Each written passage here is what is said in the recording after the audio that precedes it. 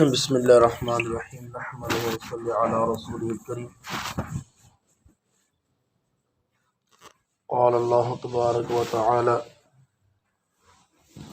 شاہد اللہ انہ لا الہ الا هو والملائکۃ واولو العلم قائما بالقسط لا الہ الا هو العزیز الحکیم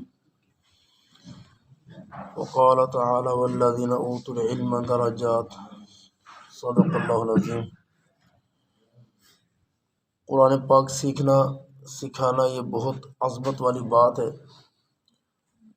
میں نے کل بھی بتایا کہ جو اصل قدر و قیمت ہے وہ قرآن والوں کی ہے، قرآن پاک کی ہے۔ عزت احترام اللہ تبارک و تعالیٰ کے ہاں ان کا ہے جو قرآن سیکھنے والے ہیں، قرآن پڑھنے والے ہیں، قرآن پاک پر عمل کرنے والے ہیں۔ حدیث مبارکہ میں آتا ہے حضور اکرم صلی اللہ علیہ وسلم نے فرمایا کہ جو شخص بھی صبح سے مسجد میں آئے اور قرآن پاک کی ایک آیت سیکھ لے، ایک آیت، اللہ تبارک و تعالیٰ اس کو 100 رکعت نماز نفل پڑھنے کا ثواب عطا فرماتے ہیں۔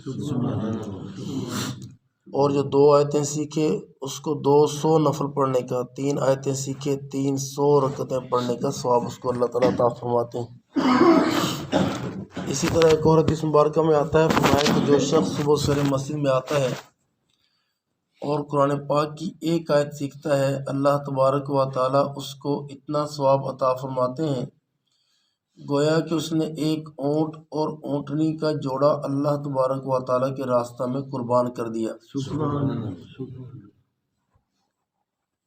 صحابہ نے پوچھا 2 آیتیں پڑھے تو فرمایا کہ 2 اونٹ اور 2 اونٹنیاں، 3 پڑھے فرمایا 3 اونٹ اور 3 اونٹنیاں، فرمایا کہ تم بڑھاتے چلے جاؤ گے اور اللہ تبارک و تعالیٰ بھی بڑھاتے ہی چلا جائے گا۔ ایسا نہیں ہوگا کہ اللہ تبارک و تعالیٰ کہ بھی بس کرو اب 10 پڑھ لی ہیں 11 پڑھ لی ہیں، ایسا نہیں۔ جتنی آیتیں تم پڑھتے چلے جاؤ گے اتنے ہی اونٹ اور اونٹنی کے جوڑے اللہ کے راستے میں قربان کرنے کا ثواب ملتا چلا جائے گا۔ ایک اور حدیث مبارکہ میں آتا ہے کہ جو شخص صبح سویرے مسجد میں جائے اور مسجد میں جا کر دین کا ایک مسئلہ سیکھ لے، اس حدیث میں صبح کا لفظ نہیں ہے، دین کے مسائل کا ایک باب سیکھ لے، تو جو قرآن پاک کی ایک آیت ہوتی ہے عموماً اس کے اندر ایک مسئلہ، جو مسائل والی آیات ہیں، ایک نہ ایک مسئلہ بیان کر دیا جاتا ہے، یا 3-4 آیتوں میں ایک مسئلہ بیان کر دیا جاتا ہے، تو فرمایا کہ اللہ تبارک و تعالیٰ اس کو 1000 رکعت نفل نماز پڑھنے کا اللہ تعالیٰ ثواب عطا فرماتے ہیں۔ ایک مسئلہ سیکھنے پر یا ایک مسائل کا باب سیکھنے پر اللہ تبارک و تعالیٰ 1000 نماز جو رکعت نفل کے ہیں اللہ تبارک و تعالیٰ اس کا ثواب عطا فرماتے ہیں۔ یہ جو آیت میں نے پڑھی اس میں بھی اللہ تبارک و تعالیٰ نے علم والوں کی بڑی شان بیان کی ہے۔ اللہ فرماتے ہیں شاہد اللہ انہ لا الہ الا هو والملائکۃ واولو العلم قائما بالقسط، کہ گواہی دی اللہ تبارک و تعالیٰ نے اور اللہ کے فرشتوں نے اور اہل علم نے، قائما بالقسط انصاف پر قائم رہتے ہوئے، انہ لا الہ الا ہو کہ اللہ کے سوا کوئی عبادت کے لائق نہیں۔ تو اس گواہی میں اللہ تبارک و تعالیٰ نے اپنے ساتھ اور فرشتوں کے ساتھ اہل علم کو شمار کیا ہے کہ اہل علم بھی اس چیز کی گواہی دیتے ہیں۔ تو علماء لکھا ہے کہ یہ بہت عظیم علماء کے لیے ایک اعزاز ہے کہ اللہ تبارک و تعالیٰ نے اپنی گواہی کے ساتھ اور فرشتوں کی گواہی کے ساتھ اہل علم کی گواہی کو شمار کیا۔ اہل علم ان کو ہی کہتے ہیں جو علم سیکھ رہے ہیں یا سیکھ چکے ہیں، لیکن بندہ تو ہر بندہ ہی پوری زندگی طالب علم ہی ہے، سیکھتا ہی رہتا ہے اور سیکھنا ہی اصل ہے۔ ہمارے حضرت مفتی حسن صاحب دامت برکاتہ علیہ کے جو والد رحمۃ اللہ علیہ تھے وہ بھی عالم تھے ماشاءاللہ، پوری زندگی انہوں نے دین سیکھا۔ یہ جو اڈا پلاٹ ہے اس سے 3-4 کلومیٹر آگے ان کا گاؤں تھا، بلکہ زیادہ ہی تھا، تو وہاں سے چبرجی تک آتے ہوئے روزانہ صبح 5 سپاروں کی تلاوت فرماتے تھے، اور وہاں سے واپس گاؤں جاتے ہوئے پھر 5 سپاروں کی تلاوت فرماتے تھے، اور پوری زندگی طالب علم میں گزار دی، بہت کتابیں پڑھی لیکن زندگی بھر پڑھایا نہیں۔ تو کوئی پوچھتا کہ بھی آپ پڑھاتے کیوں نہیں؟ تو فرماتے کہ میں چاہتا ہوں میں طالب علم کی موت مروں، شہادت کی موت کا۔ فرمایا جب طالب علم فوت ہو جائے گا اللہ تبارک و تعالیٰ اس کو شہادت کی موت نصیب فرماتے ہیں، اور قیامت کے دن اس کو علماء کے اندر کھڑا کرتے ہیں۔ تو پوری زندگی پڑھتے رہے، پڑھایا نہیں، روزانہ آتے تھے اور پڑھ کے چلے جاتے تھے۔ تو اس لیے جو طالب علم ہے اس کے تو بڑے فضائل ہیں، جو علم سیکھنے والے ہیں، کہ جب تک وہ علم سیکھتا رہے گا اللہ تبارک و تعالیٰ حدیث مبارکہ میں آتا ہے کہ فرشتوں کو حکم دیتے ہیں کہ یہ چونکہ سیکھ رہا ہے اس سے غلطی ہو سکتی ہے، لہٰذا جب یہ پڑھے اور اس کے پڑھنے میں غلطی ہو تو تم نے صحیح کر کے ہمارے پاس لے کر آنا ہے۔ اور جب کوئی پڑھنا چھوڑ دیتا ہے، سیکھنا چھوڑ دیتا ہے، توجہ ختم کر دیتا ہے، تو اب غلط پڑھتا ہے تو فرشتے غلط ہی لکھ کے لے جاتے ہیں۔ اب دیکھیں کتنا بڑا نقصان ہو گیا کہ دوران طالب علمی ہر غلطی کو اللہ ٹھیک کر رہے ہیں۔ اور جیسے آپ کا استاد ہو، کوئی بھی درزی کا کام کر رہا ہے، کسی مکینک کا کام کر رہا ہے، جو بچے سے غلطی ہوتی ہے استاد اس کو ٹھیک کر کے دیتا ہے، کیونکہ اس نے اس بچے کو خود وہاں پہ لگایا ہوا ہے۔ اور جب مکینک ہو جاتا ہے، اس سے غلطی ہوتی ہے تو اس کو لوگ پکڑ لیتے ہیں، بھائی تم نے یہ غلطی کیوں کی؟ اسی طرح جو سیکھنے والا ہے اللہ تبارک و تعالیٰ فرشتوں کو حکم فرماتے ہیں کہ اس سے جو بھی غلطی ہو اس کی غلطی تم نے صحیح کر کے لکھنی ہے، غلط نہیں لکھنا اس کو۔ اور جو کہے جی میں سیکھ گیا ہوں، میں تو پڑھ گیا ہوں، تو پھر اللہ تبارک و تعالیٰ اس کی غلطی کو غلط ہی رہنے دیتے ہیں، پھر اس کو ٹھیک نہیں فرماتے جب تک کہ خود توبہ استغفار نہ کرے۔ تو یہ بھی بڑا اعزاز ہے طالب علم کے لیے کہ طالب علم کی غلطیاں ہی معاف ہیں اللہ تبارک و تعالیٰ کے ہاں، اور اس کو ان غلطیوں کے اوپر کوئی سزا بھی نہیں ہے۔ تو سیکھنا اور سکھانا یہ اللہ تبارک و تعالیٰ کو انتہائی پسند ہے، ہمارے دین کا ایک خاصہ ہے سیکھنا سکھانا۔ حضور اکرم صلی اللہ علیہ وسلم کی بعثت کو بھی اللہ تبارک و تعالیٰ نے یعلمہم الکتاب والحکمہ سے تعبیر کیا کہ اللہ تبارک و تعالیٰ کے نبی حضرت محمد رسول اللہ صلی اللہ علیہ وسلم سکھانے والے ہیں، ان کو سکھاتے ہیں کتاب اور حکمت۔ تو اسی طرح حضور اکرم صلی اللہ علیہ وسلم نے فرمایا انما انا بعثت معلما، کہ اللہ تبارک و تعالیٰ نے مجھے سکھانے والا بنا کر بھیجا ہے۔ تو حضور اکرم صلی اللہ علیہ وسلم کا جو درجہ ہے معلم کا درجہ ہے۔ حدیث شریف میں آتا ہے حضور اکرم صلی اللہ علیہ وسلم نے فرمایا کہ جو شخص طلب علم کے لیے گھر سے چلتا ہے تو اللہ تبارک و تعالیٰ اس کے راستے میں فرشتوں کو حکم دیتے ہیں کہ اپنے پر بچھا دو۔ جیسے آپ نے بادشاہوں کو دیکھا ہوگا کہ بادشاہ جب کسی ملک میں آتے ہیں تو سرخ کارپٹ بچھایا جاتا ہے، جب جہاز سے اترتے ہیں تو ان کو زمین پر نہیں چلنے دیا جاتا ہے کہ جی یہ ہمارا مہمان ہے۔ اللہ تبارک و تعالیٰ ان طلباء کو جو علم کو حاصل کرنے کی غرض سے آتے ہیں، جیسے آپ آ جائے تو آپ نے سوچا کہ وہاں جائیں گے تھوڑا سیکھیں گے، یا روزانہ قرآن پاک سیکھنے آیا کریں گے، تو حدیث میں آتا ہے کہ فرشتوں کو حکم دیتا ہے کہ ان کے نیچے پر بچھا دو، یہ پروں پر، فرشتوں کے پروں پر چل کے آئیں۔ اور کچھ فرشتوں کو حکم ہوتا ہے کہ ان کے اوپر پر بچھاؤ، تاکہ جیسے چھتری وغیرہ کر دی جاتی ہے، بڑے بادشاہوں کے اوپر خادم چھتریاں پکڑ کے پھر رہے ہوتے ہیں تو وہ اس کے اوپر سایہ کرتے ہیں، گرچہ محسوس تو نہیں ہوتا طالب علم کو، لیکن حقیقت اس کی یہی ہے کہ اللہ تبارک و تعالیٰ اس کو ہر قسم کے شر سے، شرور سے اپنی رحمت کی چھتری سے محفوظ فرما دیتے ہیں۔ اور بعض فرشتے ان کے ساتھ چلتے ہیں، جیسے کوئی بادشاہ وغیرہ آتا ہے تو اس کے ساتھ کچھ لوگ بڑے بڑے افسر آتے ہیں ایئرپورٹ کے اوپر، اس کو لے کر خاص مقام تک جہاں اس نے جانا ہے پہنچاتے ہیں، جس کو پروٹوکول کہا جاتا ہے۔ تو وہ فرشتے اس کے ساتھ چلتے ہیں۔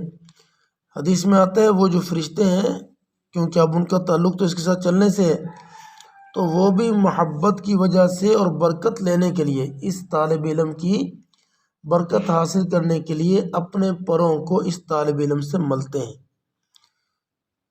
جیسے مثال کے طور پر حضرت تشریف لائے تھے تو ہم سب کا جی چاہا کہ مسافہ کریں، تو سب نے مسافہ کیا، صرف اس لیے مسافہ کیا کہ برکت حاصل ہوگی۔ اسی طرح وہ جو فرشتے ہیں وہ کے جسم پر اپنے پر ملتے ہیں تاکہ ہمیں اس طالب علم کی کیا ہو جائے، برکت حاصل ہو جائے۔ تو بھائی یہ علم حاصل کرنا یہ بہت بڑی سعادت کی بات ہے۔ حضور اکرم صلی اللہ علیہ وسلم فرمایا طلب العلم فریضۃ علی کل مسلم، کہ علم کا حاصل کرنا ہر مسلمان مرد و زن پر، عورتوں پر مردوں پر فرض ہے، اور یہ علم دین ہے۔ باقی فنون حاصل کرنا جو ہے فرض نہیں ہے، کوئی چاہے موچی بن جائے، کوئی مہار بن جائے، کوئی ڈاکٹر بن جائے، انجینئر بن جائے، یہ فرض نہیں ہے، یہ جو ہے وہ کمائی کرنے کے ذرائع ہیں۔ جیسے اس بھائی نے پلمبری کا کام سیکھ لیا، کسی نے ڈرائیونگ کا کام سیکھ لیا، کسی نے کوئی اور سیکھ لیا، کسی کے پاس زیادہ پیسے تھے اس نے ڈاکٹری سیکھ لی، اور زیادہ پیسے تھے انجینئر بن گیا۔ تو یہ سارے تو کمائی کے ذریعے ہیں، یہ علوم نہیں، فنون ہے سارے کے سارے۔ علوم کیا ہیں؟ وہ جو دینی علوم ہوتے ہیں ان کو علوم کہا جاتا ہے، اس کا سیکھنا ہر مرد و زن پر فرض ہے۔ اگر ہم اس حدیث کی جو اسکول والے کہتے ہیں کہ جی اسکول کی تعلیم حاصل کرنے کے مخالف نہیں ہے، لیکن فرض نہیں ہے اسکول کی تعلیم، ورنہ تو جس بندے نے بھی آپ میں سے میٹرک نہیں کی ہوئی وہ تو حرام اور کبیرہ گناہ کا مرتکب ہو جائے گا۔ تو بھئی اتنا علم حاصل کرنا کہ جس سے انسان اپنے رب کے احکامات کو آسانی سے ادا کر سکے۔ نماز کا علم حاصل کرنا، اب نماز کے لیے وضو کا علم حاصل کرنا، وضو سے پہلے غسل کا علم حاصل کرنا، تیمم کا علم حاصل کرنا، یہ چیزیں ضروری ہیں۔ قرآن پاک اتنا پڑھنا کہ نماز صحیح طریقے سے ادا کر سکے، اس کا علم حاصل کرنا۔ پورا دن چلنا پھرنا اٹھنا بیٹھنا ہے، کپڑے کیسے پاک ہوں گے، جسم کیسے پاک ہوگا، جگہ کے پاک ہونے کی کیا شرائط ہیں، یہ علم حاصل کرنا۔ حج پہ جانا ہے، حج کا علم حاصل کرے۔ کاروبار کرنا ہے، کاروبار کا علم حاصل کرے۔ نوکری کرنی ہے، نوکری کا علم حاصل کرے۔ یہ علوم ہے جو فرض ہے کہ شریعت اس کے بارے میں کیا کہتی ہے۔ تو فرمایا کہ علم کا حاصل کرنا ہر مرد و عورت پر کیا ہے، فرض ہے۔ اور فرمایا اطلب العلم من المہد الی اللحد، کہ علم حاصل کرو ماں کی گود سے لے کر قبر کی گود تک، ماں کی گود سے لے کر قبر تک علم حاصل کرو۔ تو پوری زندگی لگانی چاہیے، اس میں گھبرانا نہیں چاہیے، پریشان نہیں ہونا چاہیے میں تو بوڑھا ہو گیا۔ بھئی کتنے ہی صحابہ ایسے تھے جو بڑھاپے ہی میں ایمان لائے، انہوں نے سارا کا سارا علم سیکھا۔ حدیث مبارکہ میں آتا ہے کہ ایک بزرگ آدمی تھا، ثعلبہ اس کا نام تھا، دور سے آ رہا تھا اور اس غرض سے کہ مجھے بھول نہ جائے میں نے کیا پوچھنا ہے، تو وہ بڑبڑا رہا تھا، اور فرمایا کہ ہم اس کی بڑبڑانے کی آواز کو سن رہے تھے لیکن سمجھ نہیں آ رہی تھی کہ نحن نسمع ندی صوتہ ولا نفقہ، ہم اس کی آواز کی جو بڑبڑاہٹ ہے اس کو سن تو رہے تھے، سمجھ نہیں آ رہی تھی۔ تو جب بالکل قریب آ گیا وہ بوڑھا آدمی، اس نے کہا من منکم محمد صلی اللہ علیہ وسلم، تم میں سے حضور اکرم صلی اللہ علیہ وسلم کون ہے؟ تو ہم نے کہا یہ جو روشن چہرے والے ہیں جن کو دیکھ کر جی خوش ہو جاتا ہے، یہ حضرت محمد رسول اللہ صلی اللہ علیہ وسلم ہے۔ تو یہ نہیں کہا صحابہ نے کہ یہ ہیں، کہا کیا کہا؟ یہ جو روشن چہرے والے ہیں جن کو دیکھ کر دل خوش ہو جاتا ہے، اس قسم کے الفاظ بولے، یہ ہیں حضرت محمد صلی اللہ علیہ وسلم۔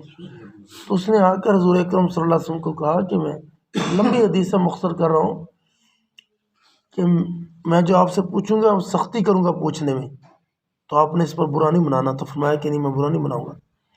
پھر اس نے کہا میں آپ سے پوچھتا ہوں اللہ کی قسم دے کر کہ کیا آپ واقعی اللہ کے نبی رسول ہیں؟ تو فرمایا کہ ہاں اللہ کی قسم میں اللہ کے نبی رسول۔ پھر ساری باتیں سیکھی، نماز سیکھی، روزہ، حج کے بارے میں سب کچھ اس حدیث میں آتا ہے، سیکھا معلومات ساری۔ اور اس کے بعد کہا کہ اللہ کی قسم میں اس بات کو نہ بڑھاؤں گا نہ کم کروں گا، یعنی اپنے قبیلے تک پہنچانے میں اسی طرح یہ پیغام پہنچاؤں گا، اس میں کم بیشی نہیں کروں گا۔ حضور اکرم صلی اللہ علیہ وسلم افلح ان صدقہ، اگر اس نے سچ کہا یہ فلاح پا گیا۔ اور ایک روایت میں آتا ہے فرمایا کہ یہ جنتی بندہ ہے، اگر اس نے اس پر عمل کر لیا تو یہ جنتی بندہ ہے۔ تو کہنے کا مقصد یہ ہے کہ بڑھاپے کے عالم میں آ کر حضور اکرم صلی اللہ علیہ وسلم سے دین سیکھا ہے، بالکل بوڑھے تھے۔ تو اس لیے نہ بوڑھے پریشان ہو نہ جوان پریشان ہو، قبر کی دیواروں تک علم حاصل کرنا ہے اور کرتے ہی رہنا ہے۔ اللہ تبارک و تعالیٰ ہمیں سمجھنے کی، عمل کرنے کی توفیق عطا فرمائے اور علم دین کے اندر ہمیں منہمک ہونے کی توفیق عطا فرمائے۔ الحمدللہ رب العالمین الرحمن الرحیم مالک یوم الدین، الصلاۃ والسلام علی رسولہ الکریم رب اغفر وارحم۔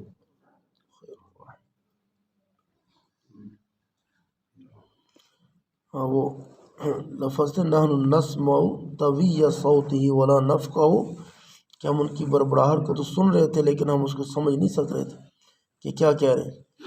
تو اللہ تبارک و تعالی ہمیں بھی اسی طرح علم کی فکر نصیب فرمائے کہ جب آ رہے ہوں تو ہمارے ذہن پر سوار ہو کہ ہم نے آج کیا پڑھنا ہے، تو پھر یاد رہے گا۔ اگر ویسے منہ اٹھا کے آ جائیں گے پھر پتہ نہیں ہوگا کیا پڑھا کیا نہیں پڑھا۔ یہاں تو یہ بھی نہیں پتہ ہوتا کہ مولوی صاحب نے پہلی رکعت میں کیا سورت پڑھی، دوسری میں کیا پڑھی، کیوں؟ توجہ نہیں۔ تو اللہ پوری توجہ کرنے کی توفیق عطا فرمائے، توجہ سے سیکھنے کی توفیق عطا فرمائے، توجہ سے عمل کرنے کی توفیق عطا فرمائے۔ یا اللہ تبارک و تعالی ہم سب کو اپنے دین کے اندر کامل بنا، اور یا اللہ آخرت میں اسی دینی علوم اور دین پر عمل کی وجہ سے اپنے فضل کو متوجہ فرما، نبی کریم صلی اللہ علیہ وسلم کی شفاعت نصیب فرما، اور یا اللہ ہمیں جنت الفردوس میں ایسے ہی اکٹھا فرما جیسے یہاں دنیا میں اپنے اس مسجد میں اکٹھا فرما رکھا ہے۔ ربنا تقبل منا انک انت السمیع العلیم۔ مہر صاحب کی والدہ کے لیے دعا کریں، اللہ تبارک و تعالی ان کی آخرت یہ جو مراحل ابھی آنے والے ہیں ان کے اندر آسانی نصیب فرمائے، اور ورثاء کو صبر جمیل اللہ تعالیٰ، لواحقین کو صبر جمیل اللہ تعالیٰ عطا فرمائے، اور ہم سب کو مرنے سے پہلے مرنے کی تیاری کرنے کی توفیق عطا فرمائے۔ ربنا تقبل منا انک انت السمیع العلیم وتب علینا انک انت التواب الرحیم۔ صلی اللہ علی حبیبہ محمد و آلہ و اصحابہ اجمعین۔ آمین۔